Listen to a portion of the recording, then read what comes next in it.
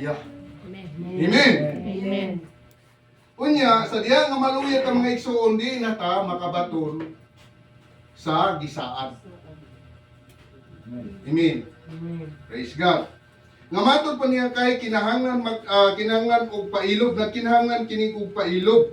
Matod pa din niya atong basahon gikan sa 35 para maabot sa 36. Busa ayaw ninyo pawad-a ang inyong pagsalig. Kay kini aduna ra unyay dakong balos. Sa ato pa dili gyud nato pawad-on ang pagsalig.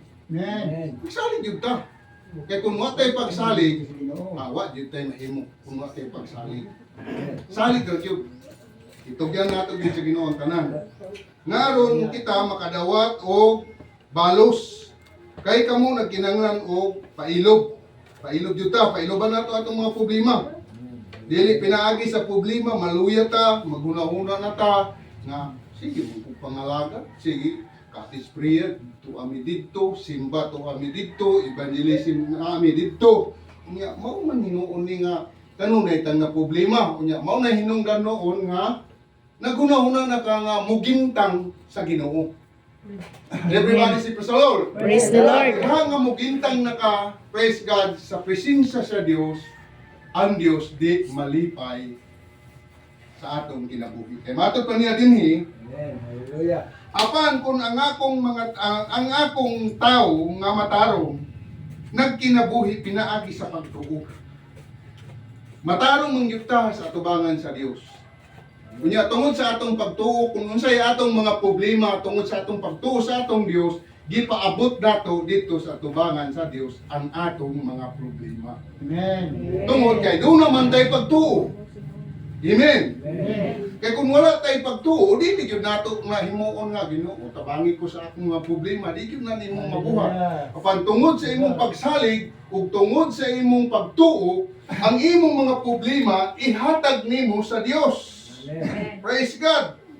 Hallelujah. Kay matod pa niya, apan ang akong tao nga matarong nagkinabuhi pinaagi sa pagtuo.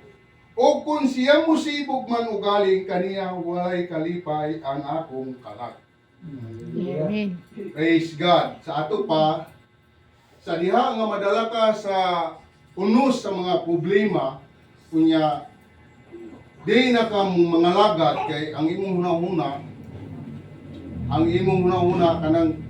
kanang wala masulbad ang imong problema mao na hinungdan nga magpalayo na lang ka sa pag-alagad sa Ginoo. Sa diha nga kaluyan pa kaunta sa Ginoo, nahimo na hinuon nga wa siya kalipay sa imong kinabuhi. Amen. Amen. Mao na nga nagkinahanglan tagpailog, di ta magunahuna nga nangalagad man ko pero wa mangyapon ito ba. Matod pa sa Ginoo. Ni Ginoong Jesucristo sa Mateo atong mabasa, pangayo kamo pinaagi sa pagtuo ug ihatag rana kaninyo. Everybody say praise the Lord. Hallelujah. Mao na kini mga pulongan karon nga mga pagdasig ug paglig-on sa matag usa kanato aron nga kita mulahutay sa pag-alagad. Amen. Amen. Matod pa ni Apostol Pablo sa Hebrehanon 12:1 nga matod pa niya sanglit, nga matod pa niya dinhi mga igsoon. Matod pa niya dinhi. Busa sanglit ginalibutan man kita ingon sa mabagang panganod sa mga saksi iwaklita ang tanang kabukat o ang sala nga nagapiit nagalikos kanato ug dalaganong ta nga mahulutayon ang lumba nga atong ginapilan. Amen. Amen. Amen. Nga magatutok kang Hesus nga maoy makuugmad ug maghihimpit sa atong pagtuo. Amen. Dili mo basta-basta ning kahimtangan ni. Ginalikusan. Amen. Ginalikusan ba? Nabi tay istorya nga naay usa ka nga dakong nga kahoy ba datin sa baybayon. Unya katong hagtok sa amoa kanang gitawag niya hakot-hakot nga katong hakot-hakot bitaw kasto nga dako nga naa sa kape dito magpuyok nga magdako ba ito sugilanon lang niya karon gikan sa pikas nga dagat, milangoy mga igsoon ang maong hakot-hakot nga duna siya binhi nga gidala. Pahumanon Pagkabot ako. niya sa baybay mga igsoon, naay usa ka lawaan nga nagtindog. Kanang lawaan nga labong kayo ang mga sanga, dako kayo mga sanga, labong kayo dungganon siya nga pagkakahoy.